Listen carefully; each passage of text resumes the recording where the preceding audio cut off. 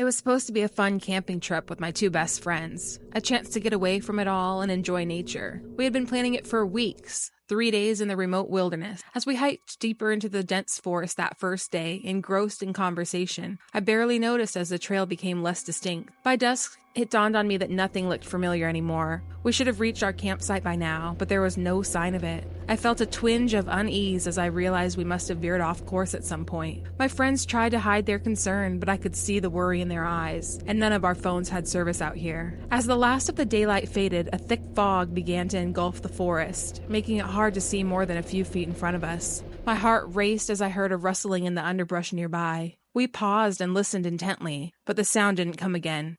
"Probably just a raccoon," one of my friends whispered, but her voice wavered uncertainly. The temperature dropped and an unnatural chill seeped into my bones as full darkness fell. We had no choice but to stop for the night. With shaking hands, we managed to set up our tent and build a small fire, but I couldn't shake the feeling that we were being watched. I kept glimpsing pale shapes darting between the trees, there 1 second and gone the next. A twig snapped behind me and I spun around, but no one was there. The fire cast eerie, dancing shadows all around us. Suddenly, a blood-curdling scream pierced the night. It sounded like one of my friends, but she was right next to me, eyes wide with fear. The shriek came again and then abruptly cut off. We clung to each other, too terrified to move, and that's when I saw her, a gaunt, ghostly figure in a tattered white dress, materializing out of the fog. She had long, matted hair obscuring her face, and dark liquid dripped from her fingertips. She staggered toward our campfire in jerky, unnatural movements, like a marionette with tangled strings. A wave of frigid air washed over me as she drew closer, carrying the cloying stench of decay. I couldn't breathe, couldn't think. My friends and I scrambled backwards, tripping over our supplies in our haste to get away. Low, raspy noises emanated from the woman, almost like words in a language I had never heard before. They wormed their way into my head, incomprehensible but seething with malice. I blinked and she vanished, but her unnerving laughter echoed through the trees, coming from everywhere and nowhere all at once. Blind panic took hold, and we ran, heedless of direction, branches tearing at our clothes and skin as we crashed through the underbrush. I had tunnel vision, aware of nothing but my own ragged breathing and the urge to get as far away as possible. Minutes or hours later, I stumbled into a clearing and realized I was utterly alone. My friends nowhere in sight. I spun in circles, disoriented, jumping at every nighttime sound I heard. But all I could see was the endless expanse of dark, forest-shrouded wilderness. I opened my mouth to call for them, but the words died in my throat when I caught a glimpse of a familiar white dress fluttering between the trees. I slowly backed away from where I'd seen the spectral figure, my heart feeling like it would burst out of my chest. I had to find my friends. But which way had they gone? The woods looked the same in every direction, a maze of shadow and mist. Forcing myself to take a deep breath, I closed my eyes and I strained my ears, searching for any human sound piercing the ominous forest. Wait, was that a muffled sob? I turned toward it and took a few tentative steps forward, leaves crunching under my feet. There it was again. Breaking into the stumbling run, I crashed through the brush until I spotted a familiar green jacket huddled at the base of an enormous oak tree. I almost wept with relief as I pulled my friend into a tight hug, but the relief was short-lived. She looked up at me, eyes glassy and unfocused, rocking back and forth. In a hoarse whisper, she kept repeating the same phrase over and over again. "Can't you hear them? The whispers. The whisper." A chill ran down my spine. What had she seen out there in this darkness? I tried to get her to her feet, thinking we needed to keep moving, find help, but her legs wouldn't support her weight. As I slung her arm over my shoulder, I heard it. An otherworldly susurration threading through the trees, the sibilant syllables crawling over my skin like insects. I shuddered, fighting the urge to clamp my hands over my ears. Half dragging my nearly catatonic friend, I forged ahead, praying I was heading toward the trail, toward safety. But the whispering grew louder with every step, the words taking on a mocking, sing-song cadence. I couldn't understand them, but I could feel the intent behind them, a bleak hopelessness, an ancient hunger. Without warning, my friend wrenched herself out of my grasp with a wail, taking off into the trees. I lunged for her, but my fingers only grazed her sleeve. In seconds, the darkness swallowed her, and I was alone again, pulse thundering in my ears. I wanted to scream her name, but I feared what might answer. Something rustled in the underbrush to my left. I whirled towards the noise and found myself face to face with the spectral woman. Up close, I could see that her features were blurred and indistinct, as if smudged by some careless hand. Dark, vicious liquid oozed from where her eyes would have been. She reached one bony, corpse-pale hand towards me, and I stumbled backwards, bile rising in my throat. My heel caught on a root and I went sprawling, the impact knocking the wind out of me. Gasping, I flipped onto my back to see the ghostly figure looming over me, her tattered skirts brushing my legs. The whispering reached a fever pitch, the discordant voices swirling around me, through me. I opened my mouth to scream, but no sound came out. The woman's fingers brushed against my cheek, icy and clamming, and I felt a wrenching sensation, as if she were trying to pull something out of me. Weakly, I batted my hands at her, but my limbs felt like lead, my struggles futile. As my vision darkened around the edges and I teetered on the brink of unconsciousness, a distant part of my brain registered the crunch of approaching footsteps. A beam of light cut through the darkness, illuminating the ghostly figure. She let out an inhuman shriek and quickly dissolved into the mist. I turned my head to see a park ranger emerging from the trees, flashlight in hand and a concerned expression on his face. "Are you all right? What happened?" he asked, helping me to my feet. Still shaking, I managed to relay the events of the terrifying night. The ranger promptly called for backup, and they organized a search party to locate my missing friends. Within hours, they were found huddled in a ravine, frightened but unharmed. As we were escorted out of the woods, I couldn't help but glance over my shoulder. The ranger noticed and put a comforting hand on my shoulder. "Don't worry," he said, his voice steady and reassuring. "Whatever was out there, it can't hurt you now. You're safe." I nodded, but deep down, I knew I would never truly feel safe in the woods again. The memory of the ghostly woman and her haunting whispers would stay with me forever, a chilling reminder of the horrors that lurk in the darkness. It was just a normal camping trip, or so I thought. My boyfriend Jake and I headed out into the woods for the weekend, planning to do some hiking and spend a night under the stars. We set up our tent at a remote campsite next to a winding river, miles from anyone else. As the sun began to set, we gathered firewood, and I started getting the campfire going, while Jake went down to the river to filter some water for our dinner. 15 minutes passed, then 20. He should have been back by now. I was growing concerned. I called out for him, but got no response. I grabbed a flashlight and headed towards the riverbank, sweeping the beam of light across the darkening forest. "Jake!" I yelled. "Where are you?" That's when I spotted it.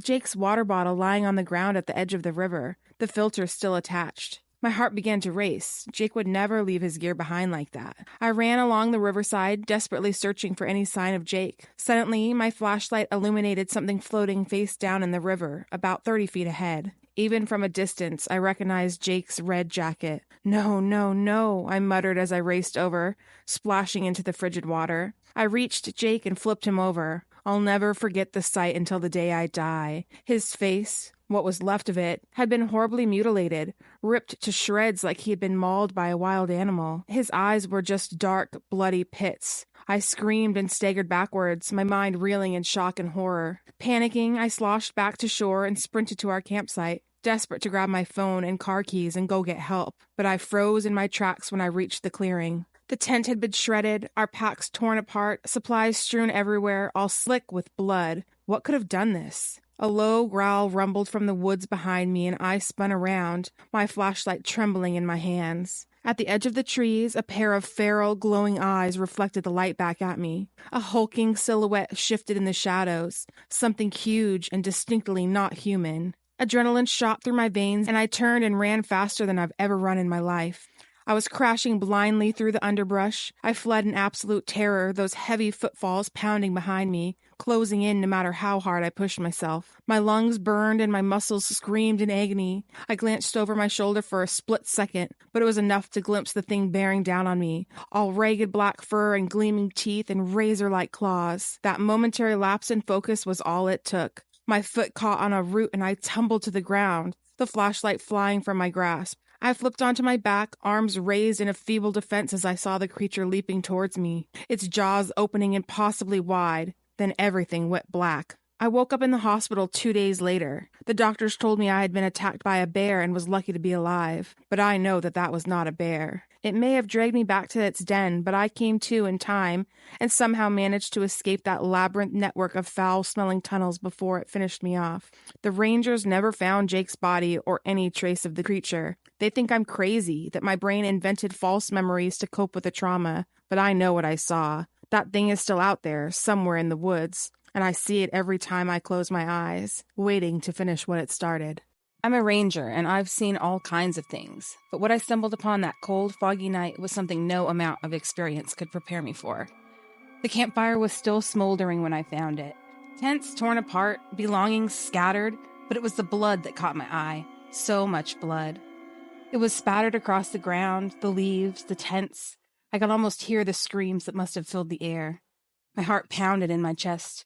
Fear crept up my spine. I thought back to the brutal murder that had happened only a month ago in a neighboring campground. A family of 4 that was missing, their campground found covered in blood. They never caught who did it. Was this the work of the same hand? The silence of the forest was a haunting melody. Every rustle of the wind was a whisper of danger. I fumbled for my radio, but stopped. What if they were still nearby? What if they heard me? I needed to leave. I needed to get help, but my legs were heavy and my mind was a whirlwind of terror. The murderer was out there, and they could be watching me. As I stumbled back towards my truck, I felt eyes on me. The darkness seemed to close in, the shadows twisting into sinister shapes. My breath came in ragged gasps. It was just a trick of the mind, I told myself, just the wind and the trees. But as I reached the safety of my vehicle, I couldn't shake the feeling that something was terribly wrong. I drove away, glancing in the rearview mirror at the shrinking outline of the dark forest. But in my mind, the bloody campsite remained, and I knew, deep in my bones, that the nightmare was far from over.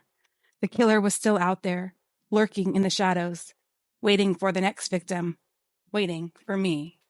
The sun hung low in the sky as John and I ventured deeper into the remote wilderness, our horses carrying us further away from civilization with every step. We had embarked on this horseback camping trip to rekindle our connection with nature and each other. The rhythmic clopping of the hooves on the rugged trail was soothing, and the scent of pine trees filled the air. After a few days of peaceful riding and nights under the stars, we decided to explore a side trail we'd stumbled upon. The narrow path wound through thick underbrush and twisted trees, a stark contrast to the well-worn trail we'd been following. As we pressed on, my heart quickened with a mix of excitement and unease. Hours passed, and the trail grew rougher, but we couldn't shake the feeling of being drawn down this path, drawn deeper into the forest. Then, suddenly, we rounded a bend and came upon a chilling sight. A small clearing revealed a gruesome scene. The ground was saturated with blood, and a broken, battered body lay sprawled out before us. Flies buzzed in a frenzy, and the stench of decay was overpowering. My stomach churned, and I felt bile rise in my throat.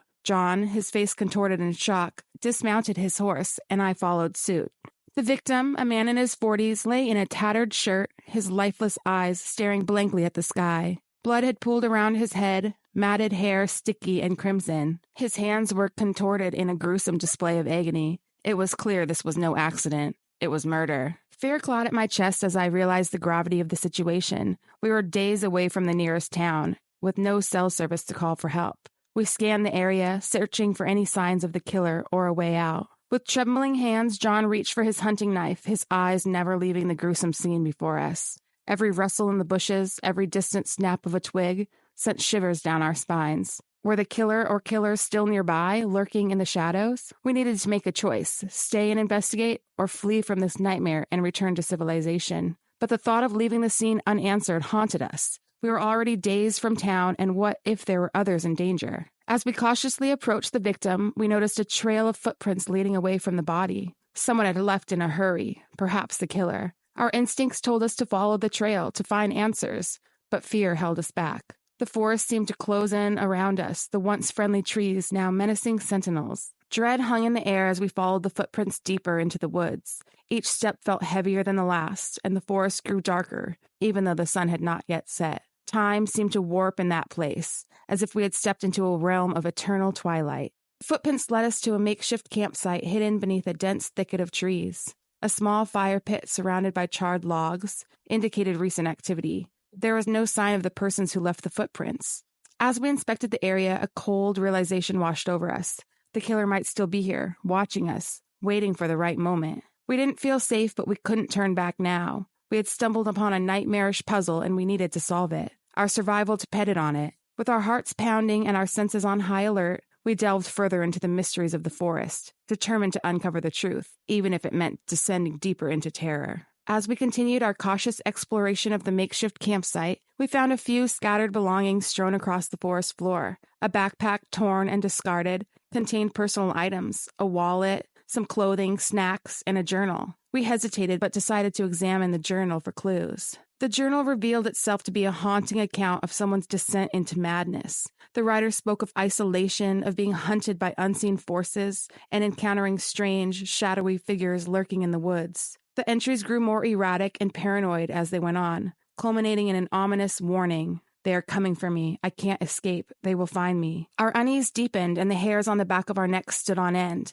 This journal, while unsettling, shed no light to the identity of the victim or the killer. We decided to gather the journal, along with a few other items, to bring back as evidence once we reached civilization. As we made our way back to the victim's body, a distant sound caught our attention. A low, mournful howling that echoed through the forest. It was a chilling sound, one that sent shivers down our spines. We strained to locate the source, but the trees concealed it. With a sense of urgency, we realized that we needed to leave this place. The howling grew louder, closer, and our instinct screamed at us to flee. John grabbed my hand, and we hurried back to our horses, leaving the gruesome scene behind.